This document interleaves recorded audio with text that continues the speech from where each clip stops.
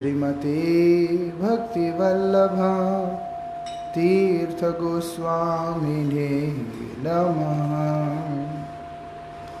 कृपया क्षमताम् अपराधिजनं कलुषायुतसक्तसुदीननरं सुपथे परिचालय सर्वदिनं प्रणमामि च माधवदेव पदम्। पतित पावन परम करुणामय परमाराध्यतम श्रील गुरुदेव नित्य लीला प्रविष्टोम विष्णुपाद श्री श्रीमद् भक्ति वल्लभ तीर्थ गोस्वामी महाराज जी के अभय चरण में असंख्य कोटि साष्टांग दंडवत प्रणाम करते हुए उनकी अहेतु की कृपा प्रार्थना करता हूँ। परमाराध्य शिक्षा गुरु नित्य लीला प्रविष्टोम विष्णुपाद श्रील भक्ति विज्ञान भारती गोस्वामी महाराज जी एवं श्रील भक्ति निकेतन तुर्याश्रमी गोस्वामी महाराज जी के श्री चरण में असंख्य कोटि साष्टांग दंडवत प्रणाम करते उनकी अहेतु की कृपा प्रार्थना करता हूँ। श्रील गुरु महाराज जी की असीम अनुकंपा से हम लोग यहाँ पर उपदेश अमृत की चर्चा कर पा रहे हैं। ये अमृत है रूप गोस्वामी जी के उपदेशों का, ऐसा अमृत जो कि परमानंद प्रदान करने वाला अमृत है।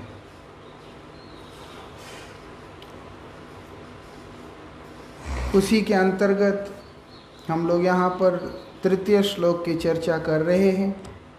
तृतीय श्लोक का अंतर्गत आज जिस विषय पे हम लोग चर्चा करेंगे वो है तत्तत् कर्म प्रवर्तनात्, उत्साहात, निश्चयात, धैर्यात। ये तीनों के साथ में तत्तत् कर्म प्रवर्तनात् ये बहुत ज़्यादा ज़रूरी है।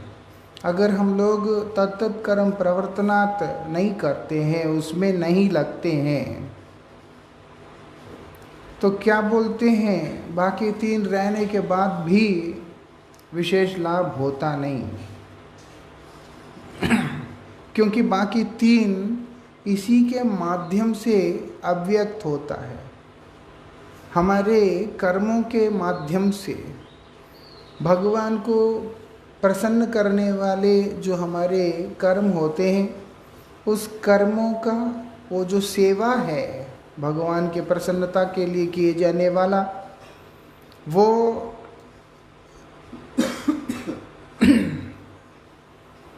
इसी के ऊपर निर्भर होकर के रहता है।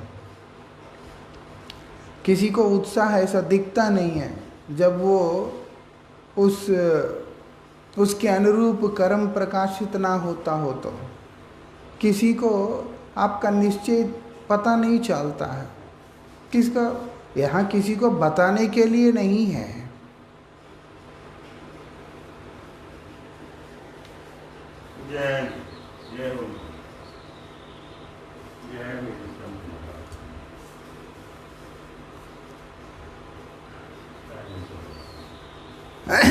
तो इसलिए किसी को बताने के लिए नहीं होता, लेकिन स्वयं को ही उत्साह देने के लिए, स्वयं को भगवान की सेवा में लगाने के लिए, ये सब एक दूसरे के साथ में जुड़ा हुआ रहता है और अत्यंत आवश्यक कार्य होता है।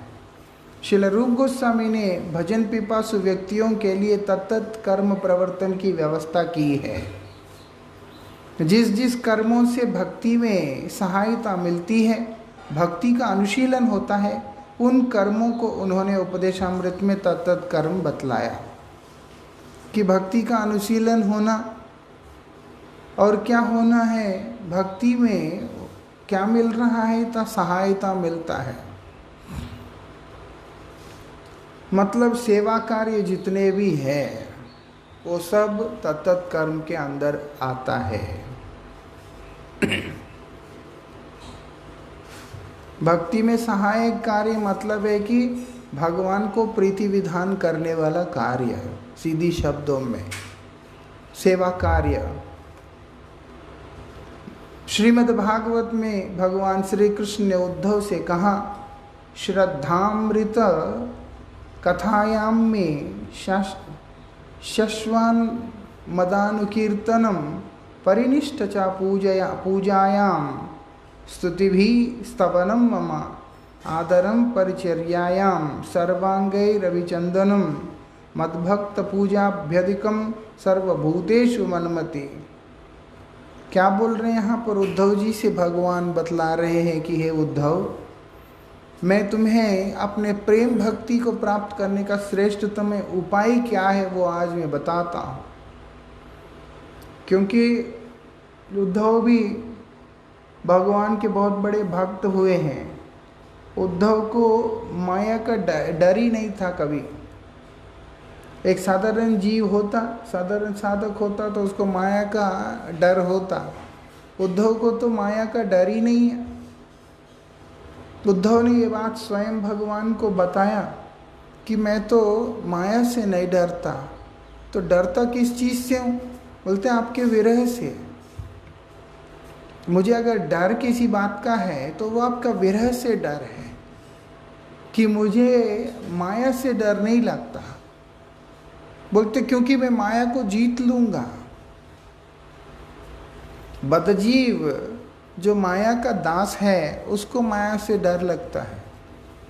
ये तो बदजीव नहीं है। इसीलिए जो मुक्त जीव होते हैं उनको माया से डर नहीं लगता। उनको डर लगता है तो विरह से, भगवान के विरह से डर लगता है। इसीलिए बोलते हैं जो ये जो विरह रूपी अथाह समुद्र है वो, उसमें मेरा क्या अवस्था हो रहा है। यानी कि काम जो है, मतलब कृष्ण प्राप्ति की जो तीव्र लालसा जो है वो मुझे एक तिमिंगिल की तरह वो मुझको निगलने के लिए आ रहा है। इसलिए बोलते हैं कि मोरनाथ, हे कृष्ण, हे श्याम सुंदर, इससे मुझे बचा लो,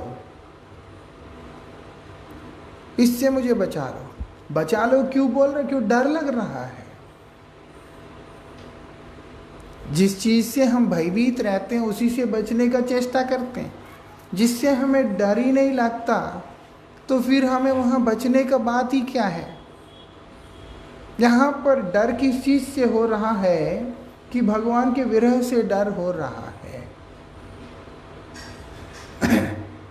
तो इसीलिए उद्धव ऐसे भक्त है।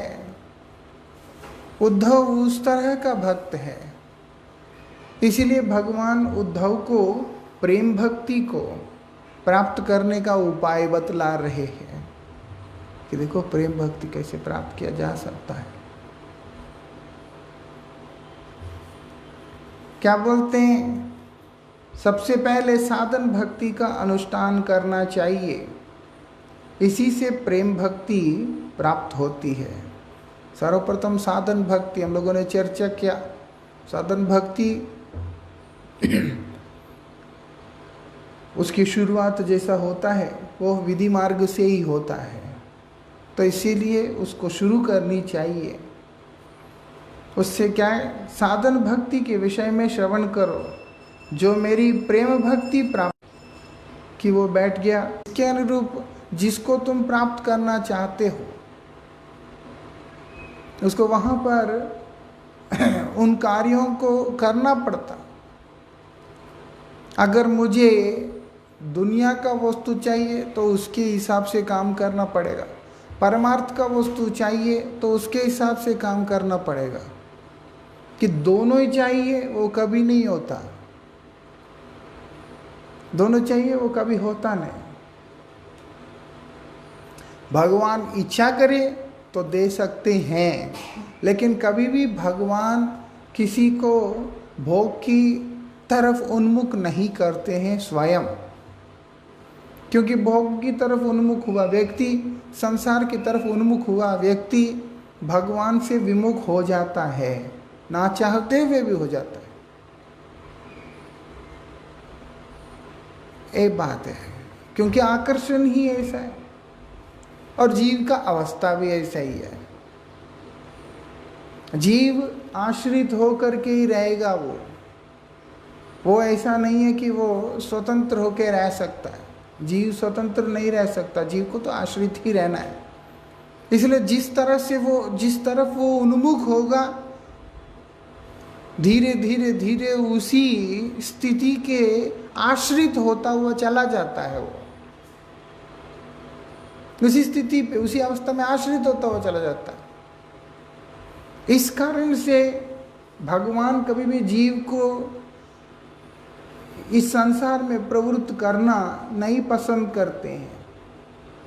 अगर हैं तो उसमें भी उसको, उसके अंदर आसक्ति का जो केंद्र होता है वहाँ पर स्वयं को ही रखते हैं। बोलते हैं उसको क्या करते हैं, कृष्ण का संसार करे, वो उस तरह का कार्य में प्रवृत्त करते हैं। वहाँ पर स्वसुख वांछा नहीं है, होने से अनाचार होगा, वो चीज़ वहाँ है नहीं। उससे उसको अलग रखते हैं ताकि वो उन चीज़ों के अंदर प्रवृत्त ना हो, और उसके अनुकूल परिवेश बनाते हैं जिस परिवेश में भगवान का सेवा, भगवान की लीला कथाओं का चर्चा, भगवान के नाम रूप गुण लीला का चर्चा इत्यादि वहाँ पर संकीर्तन वगैरह होता रहता है। परिवेश ही भगवान उसको कृपा करके प्रदान करते हैं। किसको? जो साधन भक्ति में प्रवृत्त होता है उसको। साधक का सिर्फ इतना ही कार्य है उस तरफ प्रवृत्त होना, बाकी रास्ते में क्या देना है वो सब भगवान स्वयं अपने हाथ में रखते हैं। ये विशेषता है। और भगवान की कृपा से जो कुछ भी हमारे जीवन में आता है वो उन्हीं की कृपा से आता है। इसीलिए ब्रह्मा जी ने बोल दिया, अगर तुम भक्ति प्राप्त करना चाहते हो तो इस चीज़ को कभी भी भूलना नहीं, तत्ते अनुकंपाम सुसमीक्षमान, कि उनकी अनुकंपा से ही सब कुछ हो रहा है। उनका अनुकंपा को, उनकी कृपा को दर्शन करने का कोशिश करना है। हम अगर वर्तमान परिस्थिति को लेकर के रहते हैं, अभी किसी की बात को बोलने का कोई मतलब नहीं। 2003 में हम लोग हमारे जीवन के अंदर एक ऐसा परिवेश, एक ऐसा माहौल देखा जिसकी हम लोग कभी कल्पना भी नहीं किया था कि ऐसी स्थिति को सामना करना पड़ेगा। वो आगे बढ़ते बढ़ते बढ़ते 2007 में एक अलग रूप ले लिया, और इसके बीच में बहुत सारी चीज़ें बदलते गए हैं, वो सब देख रहे हैं। लेकिन अगर हम आज देखते हैं तो मालूम पड़ता है कि नहीं, भगवान की इच्छा से जो हुआ था हमारा तो मंगल ही हुआ।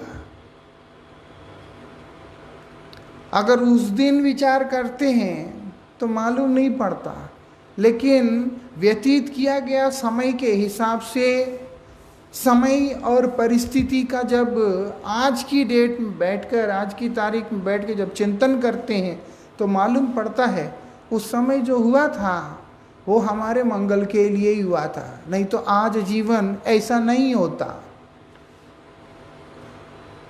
तो इसीलिए जो कुछ भी हो रहा है भगवान की कृपा से ही।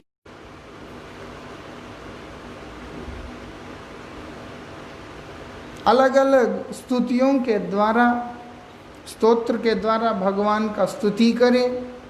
समस्त प्राणियों में मेरा ही संबंध दर्शन कर मेरे लिए ही समस्त लौकिक चेष्टा करें। वाणी से मेरा ही गुणों का गान करें, अथवा मन भी मुझे ही अर्पित करें। सारी कामनाओं को छोड़ दें, मेरे लिए धन और सुख भोग त्याग दें, और जो कुछ यज्ञ दान हवन जप व्रत और तप करें वह सब मेरे लिए ही करें। इन शॉर्ट, जो भी तुम करोगे वो सब मेरे लिए ही करना है, मुझे केंद्र रख के करना है। उससे क्या होगा?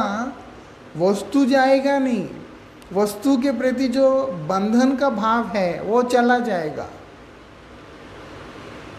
वस्तु के प्रति जो आसक्ति है वो चला जाएगा।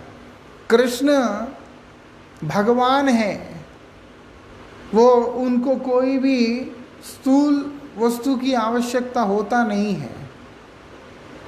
उनको इस संसार का तुच्छ स्थूल पदार्थों को लेकर के अगर उनको भोग करना है तो फिर उनकी भगवत्ता कहाँ है? उनको तो इस संसार का कोई भी वस्तु से कोई भी काम नहीं है। वो तो अप्राकृत जगत का, वो जो चिन्मयी जगत का, वो नित्य धाम का वो निवासी है, और नित्य धाम में रहने वाले उनके नित्य परिकरों के साथ लीला विलास करने वाले हैं। उनको तो इस भौम जगत के अंदर वास्तविकता में देखा जाए किसी भी पदार्थ की आवश्यकता होता ही नहीं। फिर भी यहाँ पर भगवान उद्धव को बोल रहे हैं, क्यों? क्योंकि तुम्हें मेरा प्रेम भक्ति प्राप्त करना है, मेरे अतिरिक्त जितने भी पदार्थ है उन सब के प्रति तुम्हारा आसक्ति खत्म कर देना है। और तभी संभव होगा जब सब कुछ तुम मुझ में अर्पित करोगे। वस्तु जो व्यक्ति वस्तु को जिस स्थान पे अर्पित करता है, नियोजित करता है, उसका आसक्ति उसी स्थान में जाता है। गुरु महाराज जी इस बात को अक्सर बोलते हैं, wherever you shall devote your energy, you shall go there। गुरु जी बोलते हैं इस बात को, जहाँ व्यक्ति ने अपनी ऊर्जा को लगाया वो वहीं पे जाएगा वो। इसीलिए श्री कृष्ण क्या कह रहे हैं कि तुम अपनी ऊर्जा को मुझ में लगाओ। मतलब शरीर, मन, वाणी के द्वारा जो कुछ भी तुमसे कार्य हो सकता है वो सारे के सारे कार्य मुझ में लगाओ बस। इसलिए बोल रहे कि जप हो, पूजा हो, त्याग हो, भोग हो, जो कुछ भी हो सब मुझ में लगा दो बस। आंख है तो दर्शन मेरा करो, कान है श्रवण मेरे बारे में करो। इससे क्या होगा? व्यक्ति का आसक्ति का केंद्र कृष्ण होगा। एक स्वाभाविक संबंध है, ऊपर से जो केंद्र है आसक्ति का वो भी जब वो भगवान ही होते हैं तो फिर क्या होता है? तो उसका भगवान के चरणों में प्रेम हो जाता है। परम पूज्यपाद श्रील भक्ति विज्ञान भारती गोसाई महाराज जी के साथ हम लोग बेंगलुरु में गए थे। एक बार एक अंधे बच्चों का स्कूल में गए थे। बहुत सारे बच्चे थे, अंधे थे। वो लोग फिर बैठे, महाराज जी भी बैठे।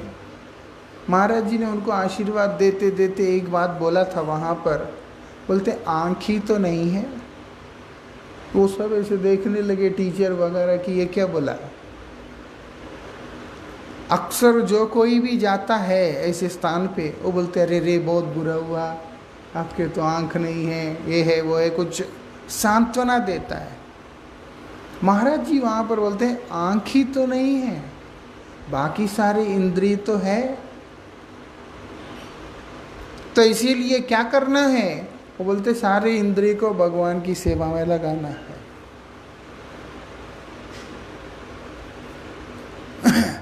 मतलब महाराज जी ने वहाँ पे बताया कि वास्तविकता में अगर तुमने अपने आप को भगवान की सेवा में नहीं लगाया, तुम्हारे इंद्रिय होते हुए भी जो है वो नहीं ही है, वो नहीं है। देखने में है लेकिन वास्तविकता में नहीं। क्यों? किस काम का? वो तो भगवान की सेवा में लगा ही नहीं, परमार्थ में तो लगा ही नहीं। सूरदास जी महाराज भी अपने कीर्तन में बोलते नयनन की यही चतुरता जो मुकुंद मकरंद ही धावई। ऐसा सोई रसना जो हरि गुण गावे, वो कीर्तन है हमारे भजन गीति में सूरदास जी का। ऐसा करते ही जे श्याम ही सेवई, चरण निचल वृंदावन जावई। बस अगर हाथ वही है जो श्याम सुंदर की सेवा करता है, पाँव वही है जो कि श्याम सुंदर की तरफ जाता है, नहीं तो वो होते हुए भी नहीं है। और पूज्य महाराज श्री भी वही बात वहाँ पर बतला रहे हैं। उसका कारण यही है कि अगर वो श्याम सुंदर की सेवा में नहीं लगा, क्योंकि जीव का स्वभाव के अंदर आश्रय लेना है, वो आश्रय जाती है। वो अगर कृष्ण का आश्रय नहीं लेगा तो संसार के अंदर उलझ के संसार का आश्रय लेकर के पतित ही होगा, वो अपनी जिंदगी बर्बाद करेगा। इसीलिए भगवान कृपा परवश होकर के स्वयं ही बोल रहे हैं कि मेरा भजन करो तुम, उसी से तुम्हारा उद्धार ही नहीं, उद्धार तो कुछ भी नहीं है। उद्धव जैसा जो भक्त है उनको अपनी उद्धार का चिंता नहीं है। उनको चिंता अगर है वो प्रेम भक्ति प्राप्ति का है, विरह से मुक्त होने का, या विरह के अंदर की प्राबल्यता को, घनीभूत अवस्था को उपलब्धि करने का, इन चीजों का।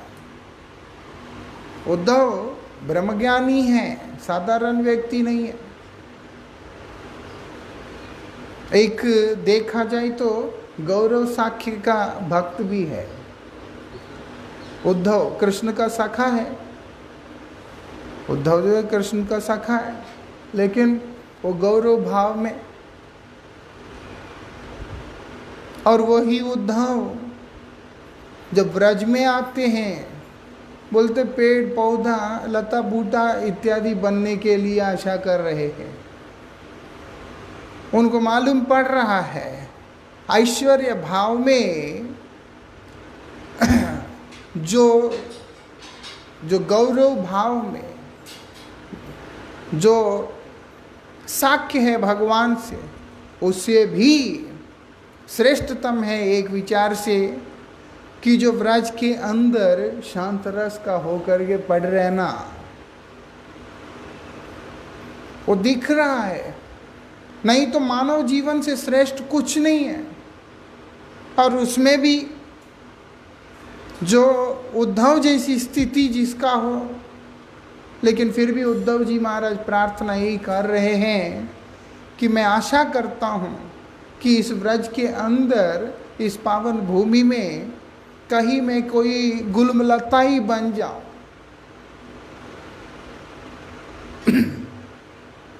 ये बात है।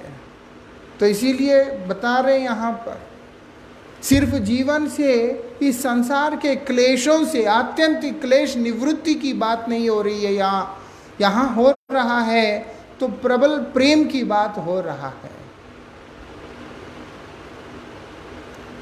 रूप गोस्वामी ने जो शिक्षा दिया, जिस विचार को यहाँ पर हम लोगों के आगे रखा, वो विचार यही है कि किस प्रकार से कृष्ण की उस उज्जवल प्रेम को प्राप्त किया जा सकता है। उसके अनुरूप कर्म है। अगर मुक्त ही होना है तो इतना करने की जरूरत नहीं पड़ता। सिर्फ संसार से मुक्ति होना है तो इतना करने की कोई जरूरत नहीं पड़ता। ये उनके प्रेम को प्राप्त करने के लिए, उनके प्रेममयी भक्ति को प्राप्त करने के लिए वो बोलते हैं, उद्धव जो मनुष्य इन धर्मों का पालन करता है और जिसे मेरा भक्ति प्राप्त हो गई है, उसके लिए क्या किसी दूसरी वस्तु प्राप्त होना शेष रह जाता है। भगवान उद्धव से यहाँ पर पूछ रहे हैं कि उद्धव, जो व्यक्ति इन धर्मों का पालन करता है, मतलब सेवा धर्म का पालन करता है, प्रेम का पालन करता है, ऐसी अवस्था में जो भक्त होता है क्या उसको कुछ और प्राप्त करने का अवशेष रहता है, बाकी रहता है? बोलते कुछ भी बाकी नहीं रहता, क्योंकि पूर्णत्व जो है वो कृष्ण सेवा और कृष्ण प्राप्ति में ही है, कृष्ण की उपलब्धि में ही है, कृष्ण के नाम में ही है, उसी चीज में है। इसीलिए बोले सब कुछ मेरे लिए करो। गीता में भी भगवान ने बोल दिया, यत् करोसि यदस्नात् यज्जु ददासि अनन्यास चिंतयन्तो माम, हर जगह पर भी बोल दिया। जो चिंतन करना है, जो सेवा मेरे लिए ही करो। और भगवान शुद्ध भक्त की परिभाषा भी इसी बात को देकर के बतला रहे हैं। जो व्यक्ति श्री कृष्ण के भक्ति के मार्ग में आता है, वो श्री कृष्ण के भक्ति के अंदर जो गंभीरता से लगता है, वो व्यक्ति पूर्व में ही मुक्त होता है। हमने उपदेशामृत में भी पढ़ा, श्रील भक्तिविनोद ठाकुर जी महाराज इस बात को बतला रहे हैं। वास्तविकता में जो नियम निबंधनों के बारे में बताया गया, वो सब के सब जो गृही व्यक्ति है उन्हीं को लक्षित करके बताया, क्योंकि जो त्याग होगा वो पहले ही इन चीज़ों को त्याग कर गुरुस्थान में आया है। किस लिए? उसको मुक्ति नहीं चाहिए, उसको वैराग्य नहीं चाहिए, उसको प्रेम चाहिए भगवान का। उसी की प्राप्ति का उद्देश्य से आता है। इसीलिए यहाँ पर बताया,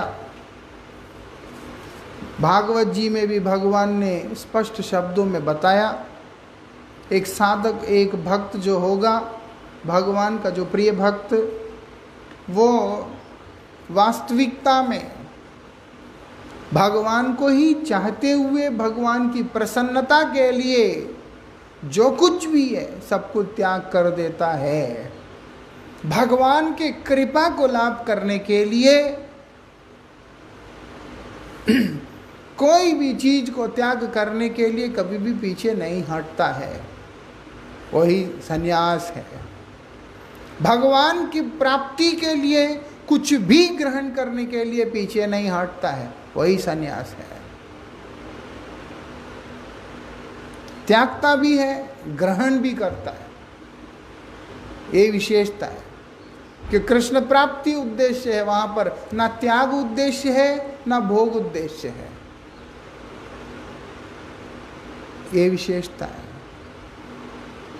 लेकिन भगवान बोलते हैं मेरे लिए ही उसका सारा कार्य होता है।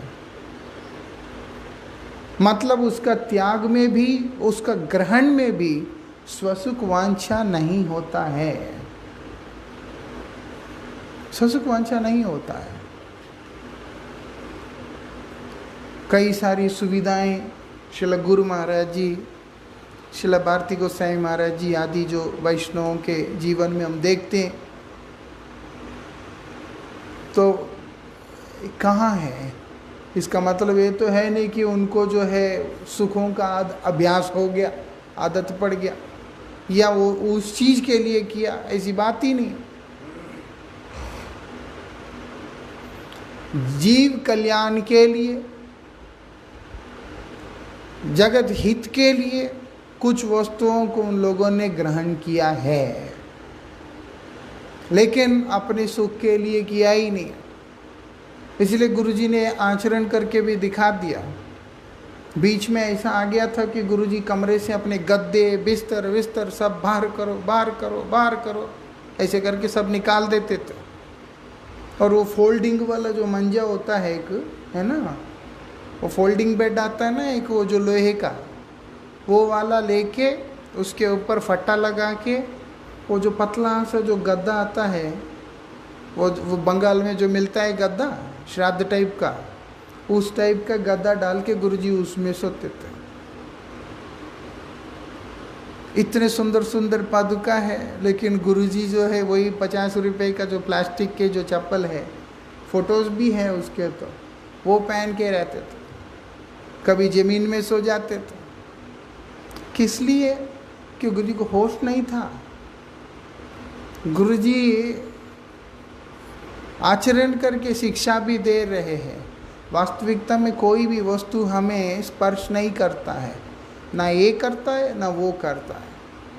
तुम ये मत सोचो कि अगर हमने त्याग किया तो हमारा आसक्ति त्याग में है, बोलते उसमें भी नहीं है। तुम ये भी मत सोचो कि हमारा आसक्ति जो है, जो तुम लोगों हमारे भोग के लिए व्यवस्था कर रहे हो। गुरु जी का भोजन का पात्र तो चांदी का था, भारी भारी सा था। सारी सुविधाएं जो तुम हमारे लिए व्यवस्था कर रहे हो, ये मत सोचना कि जो है हमारा उन चीज़ों के प्रति आसक्ति है ही नहीं। ग्वालपाड़ा में जब गए थे, गेस्ट हाउस में जब रुके थे, एसी कहाँ था वहाँ पे। वो जो टेबल फैन सा गंदा सा एक जो था, बस उसी की हवा में रह रहे हैं गुरु जी। और हर अवस्था के अंदर लेकिन एक चीज देखने में आता है, वो है सम। हम जैसे जीव नहीं है कि सुविधा होने पे थोड़ा सा शांति मिल गया, ना हो तो चंचल हो गए, ऐसा नहीं है। एक सम वाली अवस्था है। सम वाली अवस्था तभी आता है जब व्यक्ति इधर से दोनों तरफ से अफेक्टेड नहीं है। वो कब आता है? जब कृष्ण ही केंद्र होता है, सेवा केंद्र होता है। आज जो है कोई दुख ना होने पे भी दुख लगता है, कोई दुख ना होने पे भी दुख लगता है। लेकिन भक्ति विनोद ठाकुर जी महाराज बोलते हैं, लेकिन जब आपका सेवा में हम प्रवृत्त हो जाएगा, खुद को आपके चरणों में समर्पित कर देगा और धीरे धीरे जब सेवा कर रहा है तो उसमें अगर दुख भी मिलता है, वो वास्तविकता में महान धन की तरह दिखाई दे रहा है। वो धन ही है, लेकिन वो उस अवस्था में, आत्मनिवेदन वाली अवस्था में। तो इसीलिए यहाँ पर ये सारी उपाय इसीलिए बता रहे हैं कि जिससे कि हम लोग अपने आप को अनुभव कर सके कि हमारा जीवन का वास्तविक प्रयोजन तो भगवान का सेवा ही है। उनकी प्रसन्नता के अनुरूप कर्म करना ही है, ना कि अपने सुख के लिए चेष्टा करना। और वही काम को उत्साह के साथ, वही काम को निश्चय के साथ, वही काम को धैर्य के साथ में करना चाहिए। और यही कार्य को करने के लिए जो व्यवधान होता है उनको त्याग करना चाहिए। संगत त्यागात, ऐसा। तो वो आगे आएगा। यहाँ पर बतलाया जा रहा है भक्ति के 64 प्रकार के अंग ही तत्त कर्म हैं। ये जो भक्ति के जो 64 प्रकार के अंग है, वैसे भक्ति के कई अंग है, उसमें से प्रधान रूप से 64 प्रकार के भक्ति अंगों के बारे में बतलाया। और उनमें भी श्री चैतन्य महाप्रभु ने 5 प्रकार के भक्ति अंगों को शेष में हम लोगों के सामने रखा। वो क्या है? वो साधु संग, नाम कीर्तन, भागवत श्रवण, मथुरावास, श्रद्धा के साथ श्रीमूर्ति सेवन। महाप्रभु ने 5 चीज़ों को आगे रखा।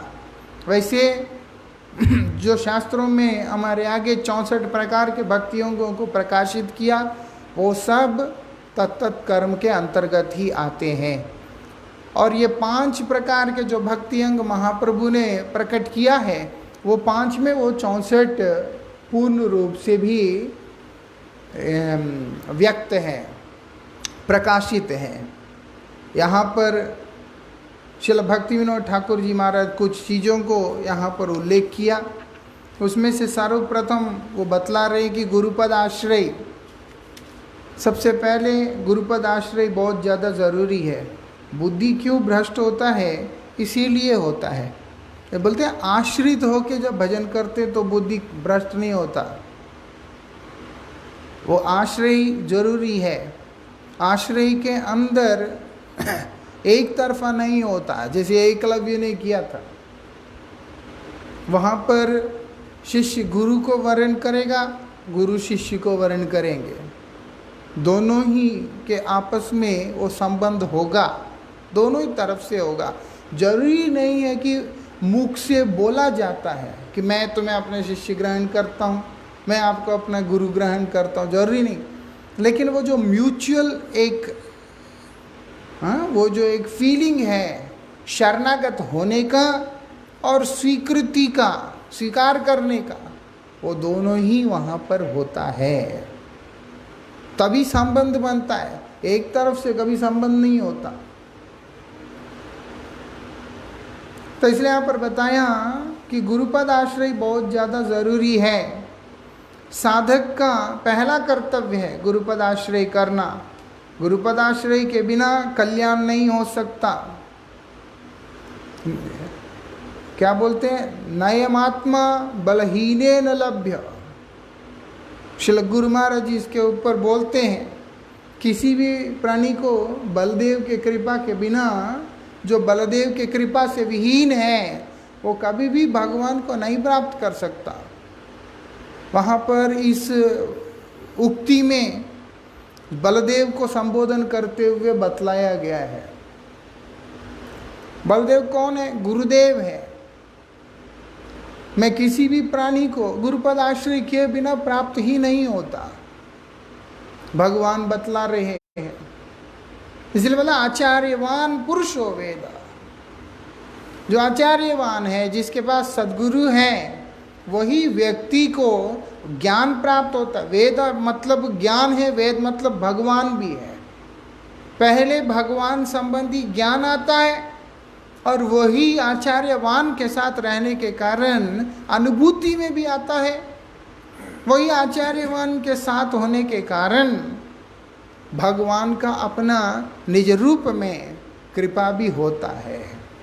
इसलिए आचार्यवान जो होगा, जो जीव, उसके जिसके पास सद्गुरु है, उसको नाम जप करने से नाम तत्व, रूप, गुण, लीला, परिकर इत्यादि हर चीज उसको समझ में आएगा। धीरे धीरे उसको अनुभूति में आएगा। तो इसलिए बताया कि ये बहुत ज़्यादा आवश्यक कार्य है। जरूरी नहीं कि फॉर्मल इनिशिएशन ही होना चाहिए, वो कोई नहीं भी हो पाया, परंपरा की मर्यादा के अनुसार वो होना चाहिए। लेकिन वास्तविकता में गुरु शिष्य संबंध जो है आत्मा का संबंध होता है, जहाँ पर वो एक दूसरे को ग्रहण करते हैं। शिष्य शरणागत होता है, गुरुदेव कृपा करते हैं, उसी से शिष्य का मंगल होता है। ऐसा इसीलिए बोल दिया हमारे आचार्यों ने, प्रभुपाद जी ने भी बोल दिया, अगर आत्मसमर्पण नहीं किया है कि तो वास्तविकता में वो शिष्यत्व ग्रहण करना हुआ ही नहीं है। जब वो आत्मसमर्पण करेगा तब गुरुदेव का कृपा उसके ऊपर होता है। ये विशेषता है। इसीलिए सांसारिक सुखों में मत व्यक्ति को अप्राप्त विवेक पुरुष कहा जाता है। यदि सौभाग्य से लोगों को सत्संग प्राप्त होता है तो उन्हें विवेक प्राप्त हो सकता है। तब उनके हृदय में ऐसी भावनाएं उठती है कि हाय, मैं बड़ा ही मंदभाग्य हूँ, मैं सर्वदा विषय भोगों में ही मत रहा हूँ, मेरा अब तक का सारा जीवन पशु के भांति कट गया, अब मैं क्या करूँ। जिस महात्मा के संग से ऐसा विचार पैदा होता है, उन महात्मा के संग को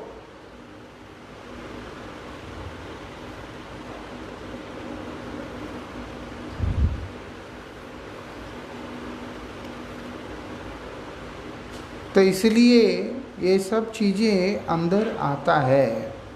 ऐसे महात्मा का जो संग है वही हमारे अंदर श्रद्धा उत्पन्न कराता है। वही महात्मा का संग जो हमारे अंदर श्रद्धा उत्पन्न कराता है। और वो कैसे महात्मा होगा? वो वो स्वयं भगवान के चरणों में समर्पित होगा।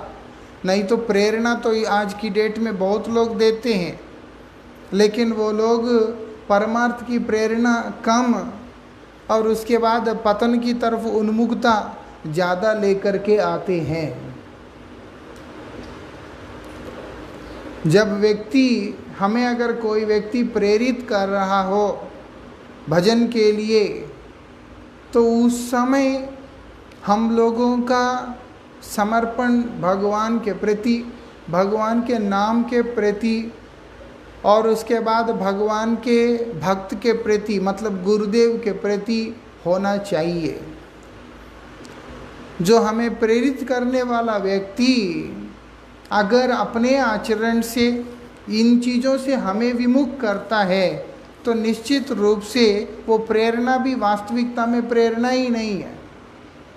और अगर जो प्रेरणा को लेकर के साधना करने वाला व्यक्ति साध्य वस्तु की तरफ उन्मुख ना हो करके वो वही तक सीमित होकर रह जाता है, तो वास्तविकता में उसने भी प्रेरणा को ठीक से नहीं लिया है।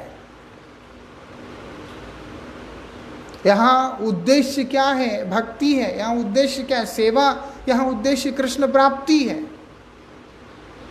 जिस प्रकार से एक अध्यापक अपने विद्यार्थी को पढ़ाता है, जैसे जैसे उत्तीर्ण होता रहता है वो उसमें आगे बढ़ता चला जाता है।